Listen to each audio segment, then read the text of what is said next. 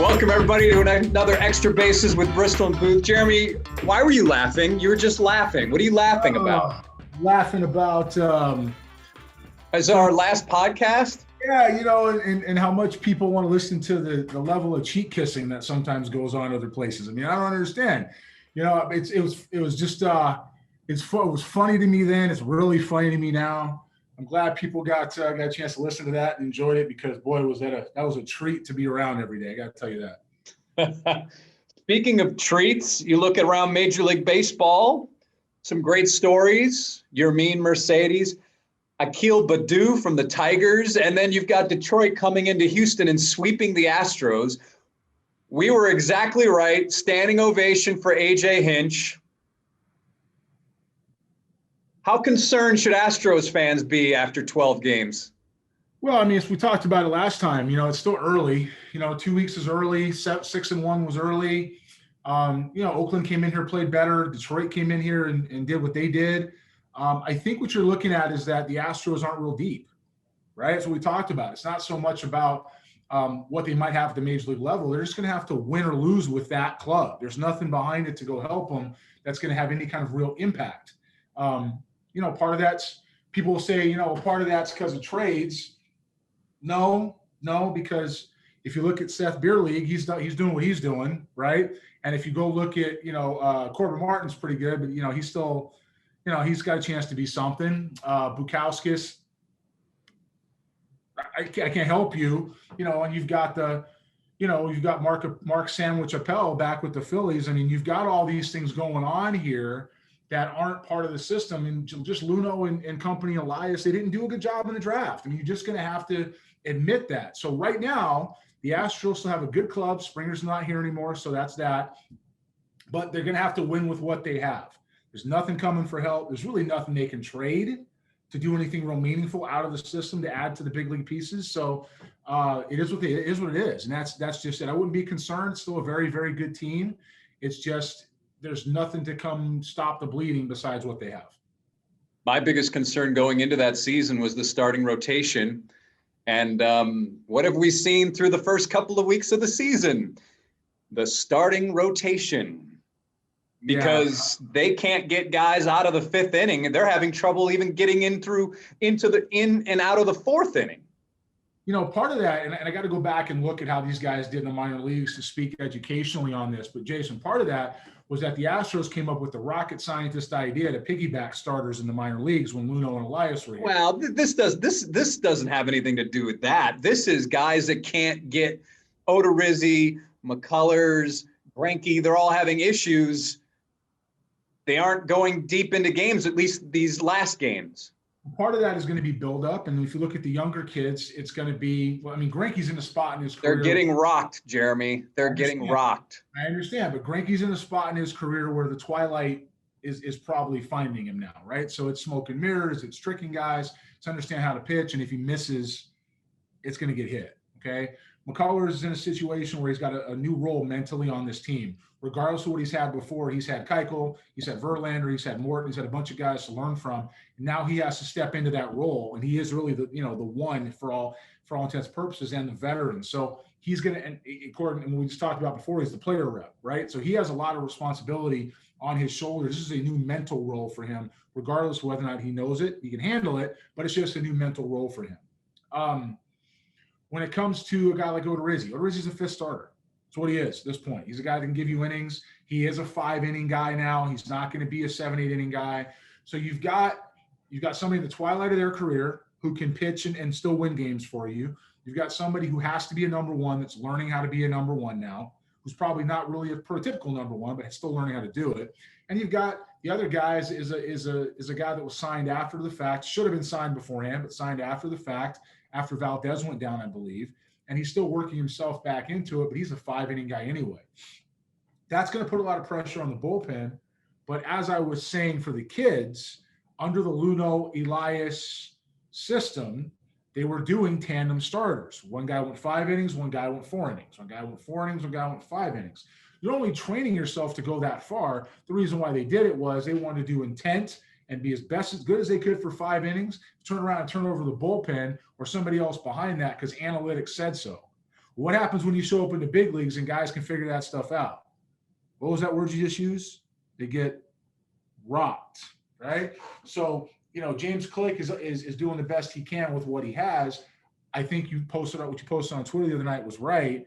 Rotation speaks for itself might be the wrong way to say this, because right now, what it's saying ain't great. Speaking, but it ain't great. So, starting rotation is a big concern. They need to get Valdez back, need to get these guys stretched out a little further, but that's a change in philosophy. It was interesting after Lance McCullers' start on Wednesday, the day that the Astros had to put 5 guys on the IL due to Major League Baseball's protocol, health and safety protocol. After the game, Lance McCullers said he didn't think that this game should have been played at all, that obviously had been discussed among the players and it was overruled. Can you provide any insight on how a process might go down like that? I mean, is there a give and take between the GM of the team and the player rep? Do they have a team meeting? Any idea how this would shake out under these circumstances? Well, before I get into that, I guess I would ask, do we know who overruled it? Was it James Click or was it the league? I don't know. And I've been meaning to reach out to the Players Association about that. All right, so let's assume it was the league who's going to have final say on that, right? I would imagine James Click, if he's got to put 5 guys on the IL because health and safety protocols, which we know today means exposure of some kind, right? If that's what that is, and it's certainly those players, he's not going to want to play if he didn't have to, right? So if Lance McCullers comes to him and says, hey, the players are saying we don't rather not play the game, he's going to go to Major League Baseball and he's going to talk to them about it. Major League Baseball will make that decision. That seems to be the proper chain of command. Now, what's interesting about that is that we just saw the Nationals and Mets completely shut down, right, essentially. And then the Mets had to wait, whatever it was, to go play the next, start their season. So for Major League Baseball to shut down that series and then not shut down last night would tell me that they don't believe what happened in Houston with the Astros to be anywhere near as serious as what happened with the Nationals, and it's just get out on the field and play. Otherwise, they're going to be out of an abundance of caution. They're not going to play. That said, we are in an age today where we're not playing sporting events sometimes. Sometimes it's social justice. Sometimes it's health and safety protocol. Sometimes it's danger. With COVID still very much, with COVID being very much not new, but evolving, I guess is the word I'm looking for. Even when it comes to some of the vaccines, that are out there and how they're being moved around and what the news is coming out about them. If players don't want to play because they feel like there's a risk, probably should listen to them. That's just my opinion. Doesn't mean they're going to sit out for a week. It just means that, hey, we got 5 guys that just went on the IL. Maybe we could take a look and see everybody else, what's going on, help set the protocols first before we go back on the field. I don't think that's unreasonable. I understand why they would want to play the game anyway, but I also think that the players are the ones with their bodies out there and they should be listened to. And it's interesting you mentioned the Mets and Nationals. That's one of the things that Lance McCullers mentioned after the game was that it appears there are different rules for different teams. And I know, based on what Lance said and how he said it, there was some frustration behind that.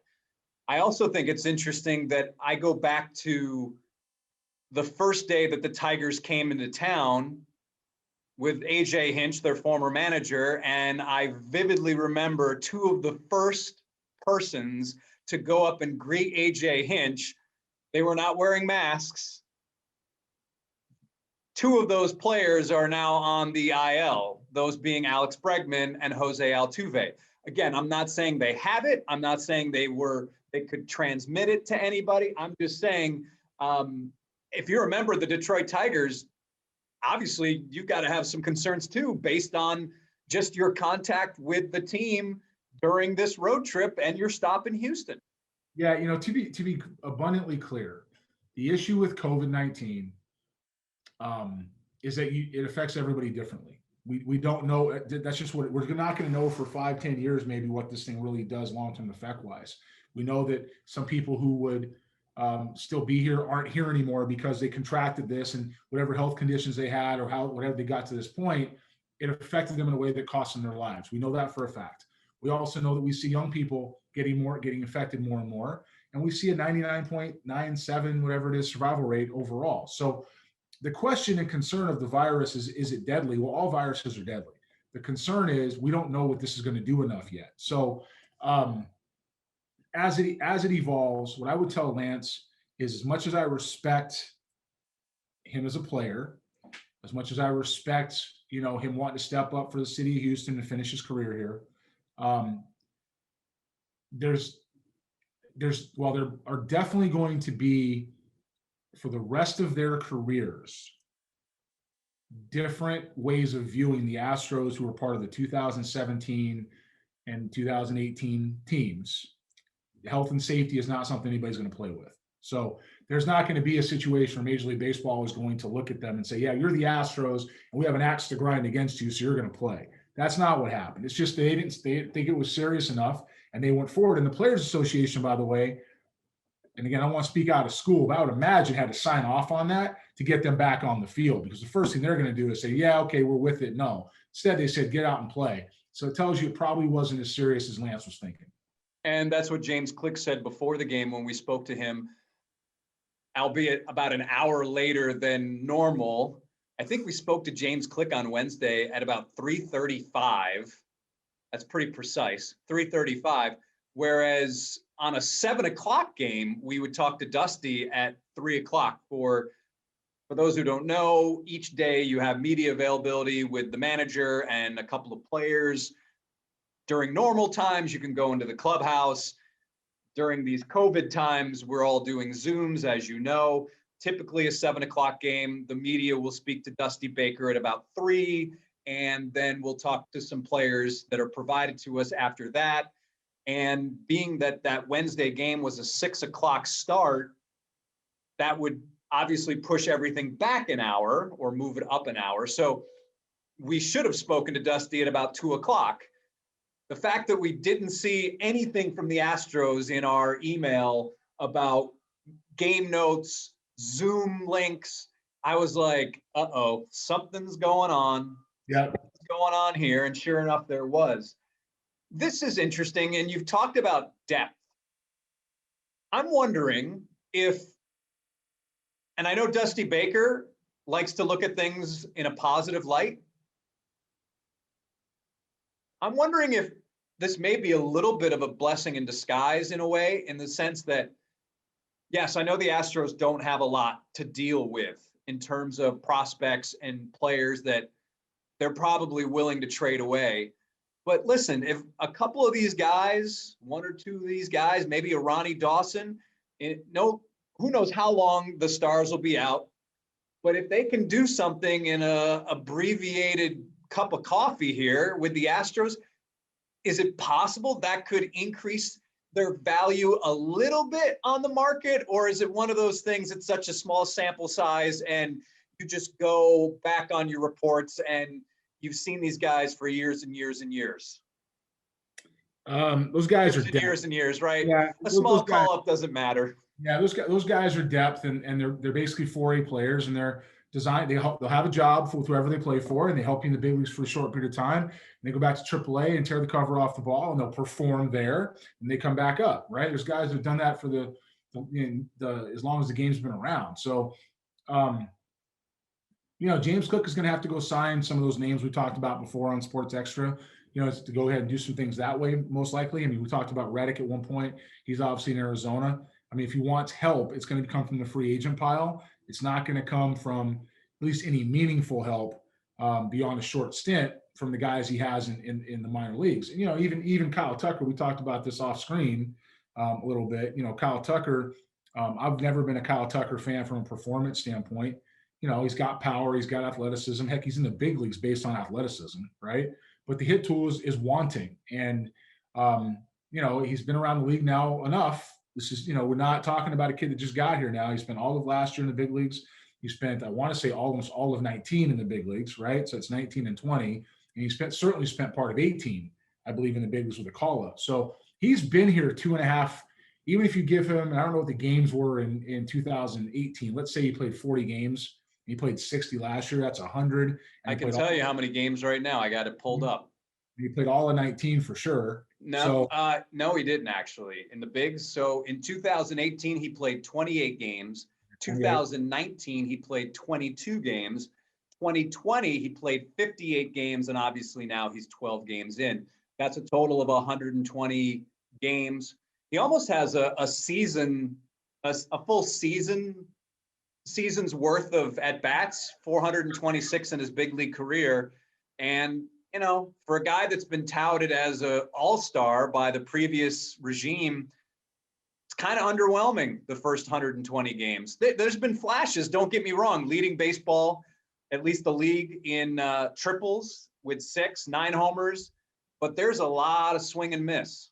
Well, swing and miss is a tone of the hitters today that we have and the approach they're taking in general. I mean, second year in a row now that strikeouts are outpacing hits and will continue to surpass them. So that doesn't bother you? No, it bothers me big time. I mean, I think it's complete lack of development. It's a sideways thing that Luno and some of the people that they were around and Elias have taught into the game and force-fed analytically. We talk about some of the issues I've had with some of these people. This is a large part of it. The stuff we're talking about, we're still evaluating players on contact, right? Look at a guy like Bregman. You know why he's so good in Altuve? They make contact. They make consistent contact. They don't strike out 700 times, When you got a guy like Kyle Tucker who has all the athleticism, that approach is just, it's not good. It's frustrating. And it's all over baseball. But back to Kyle Tucker. Okay, so he's got 130 games this, which you said, 128. He's got, I'll call it almost 500 at bats. It feels like he's been here forever because he's been here 4 different times, right? And last year would have been a full year in the big leagues, but he got what they gave him. But it's time to produce. The league knows who you are. You know who they are. 4 times in the big leagues now. You're here to stay. Produce. Now, incredibly difficult job. I qualify this every time I say something. One of the best players in the world. Incredibly difficult to do. And he's one of the best at his craft. Just is what it is. But when you're in the big leagues, man, you're trying to win championships. They're trying as hard as they can to win. Something's got to happen with his approach, or it's going to be too ingrained to ever go another way and help the Astros beyond the occasional running into one. So in those 120 games, 426 plate appearances, 239 with a 763 OPS, 17 homers, 68 runs driven in, 87 strikeouts in 120 games. Not enough. It's not enough.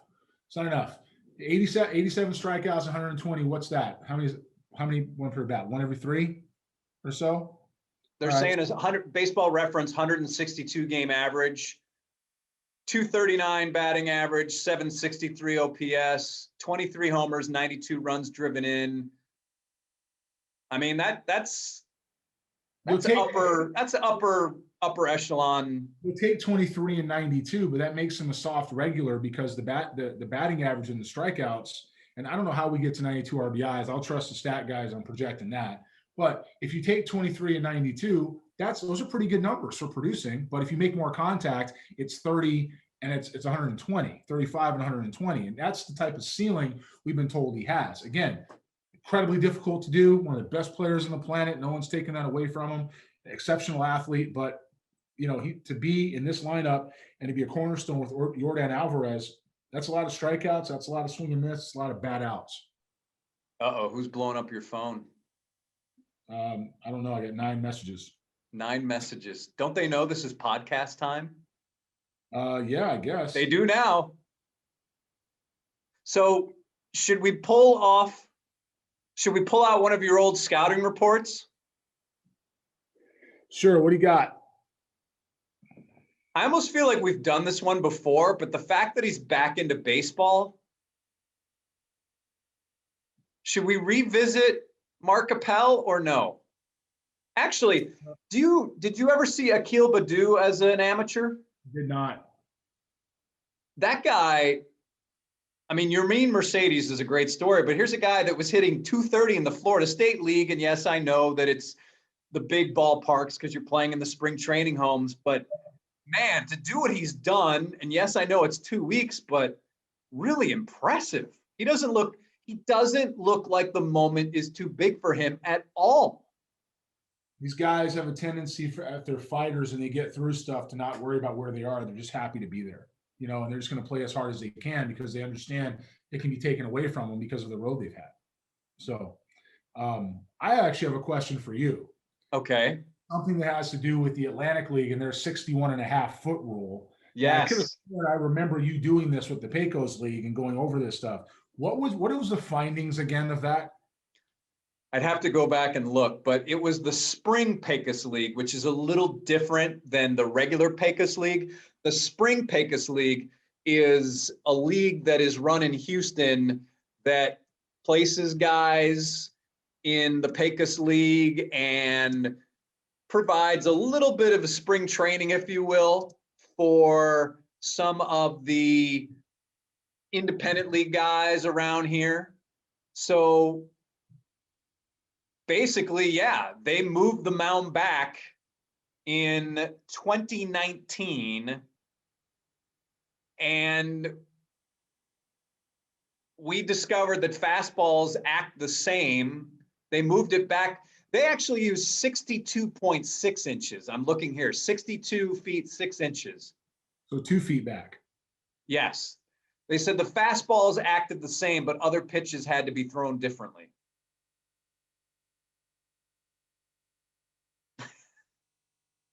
What about the DH rule, where the DH, once the starting pitcher comes out, the DH is gone? That's ridiculous. I can look at your face.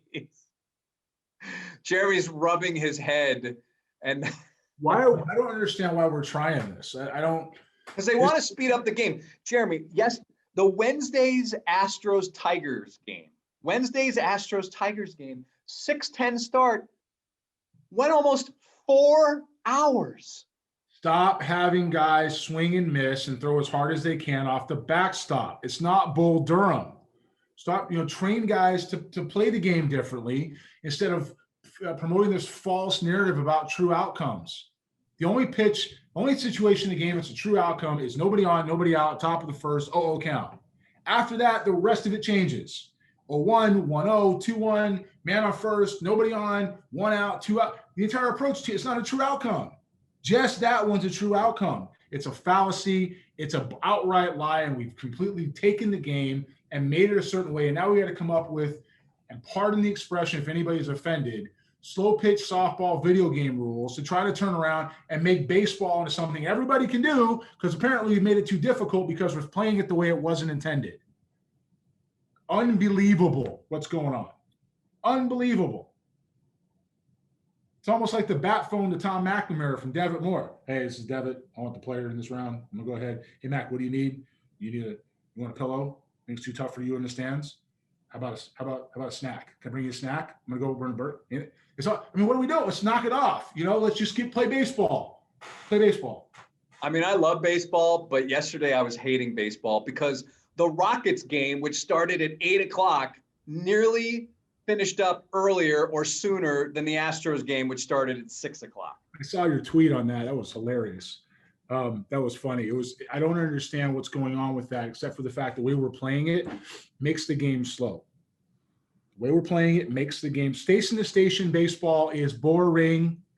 It's boring. Where's the guy stealing bases? Oh, wait a minute. Probability says we don't steal bases? Oh, I get it. So now we're going ahead and catch on one knee. Hold on. Let me see if I can do this back. I'm going to catch on one knee behind the desk. I'm going to catch this podcast on one knee, just like that. And I'm going to go ahead and everything's going to go right by me because I can't move. Okay? And all of a sudden now we're going to give up all these extra bases and guys are going to run that way because we got guys throwing 117 miles an hour not knowing where it's going. I don't get it. I don't get why, if you have to create rules for the first time in 130, 50 years, whatever it's been, you're probably doing it wrong. You don't need to 150 years. You're creating rules to a game. You're changing rules to a game. You're probably doing it wrong. All right. Go ahead. I'm sorry. No, that's it. Just saying. I'm at my box. Here's the soapbox. I'm going to jump back down and sit in the chair. I don't understand why we're doing it this way. All right. I found a scouting report from 2012. Okay. I just want to get where he's at right now.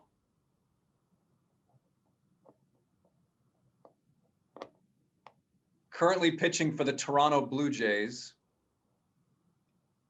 He was chosen 5th round, 176 overall by the Dodgers in 2000. Ross Stripling. Thomas Ross Stripling. Another guy. Hey, let's get this senior in the 5th round. It's a 60 curveball. He's got a good arm. He's going to pitch for a long time. Nah. We're going to take this guy from New York who no one ever heard of. All right, here's what you wrote back then. 4th starter in major league role. Command and control pitcher with an out pitch, breaking ball, and enough fastball velocity and command to protect it. Durable frame that gets stronger as the game goes on. Natural curve that he has outstanding feel for and uses it throughout the zone. Knows how to throw one for a strike in any count, as well as put hitters away. Leaves hitters shaking their heads as they walk back to the dugout. Fastball has sink life, sharp plane, and is tough to lift. Physically mature with no ceiling, but will move quickly and will help a major league staff soon. Still needs more consistent arm speed with the change, but isn't afraid of it and throws it in any count. Did I like him? You think I liked him? I love this guy. You just took you. That's where you take him. And where did the Dodgers take him? Was it the 5th round? 5th round. You had him 63rd on your list here, and you had him in the 5th round. Here we go. And that's just where he lined up, and that's where we should have taken him. And I loved him. And I forget who we took in 2012 in the 5th round. Oh goodness! Now you're gonna make me Google it. Probably one of Devitt's guys. Do I have a? Did you do a? Oh, here you go. Well, body comparison you had, but I don't see a comp on here. He was pretty good. Do you know who the area scout was? Devitt Moore. Yeah. I don't know Devitt. Maybe a nice man. I don't know anything about him. Okay. Brandon Morrow was your body comparison. Yeah. Who we taking in the 5th round? I'm looking it up. Well, you know what it was? Devitt didn't want the guy. That's right, because he had the area. He didn't want Stripling. He didn't want Stripling. He didn't want Waka. He just didn't want these guys. I don't know. I do. I don't know anything about it. I got it. I was there.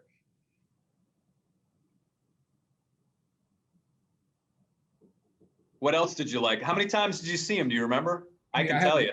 I had the area 9, 10, and 11, right? So I saw Ross in 2010 and 11 at A&M. So I had 3 years of history. Devitt had the area for just that year. He had been in Louisiana before, and then he went over to Louisiana, Mississippi before, and then he moved to the East Coast after that.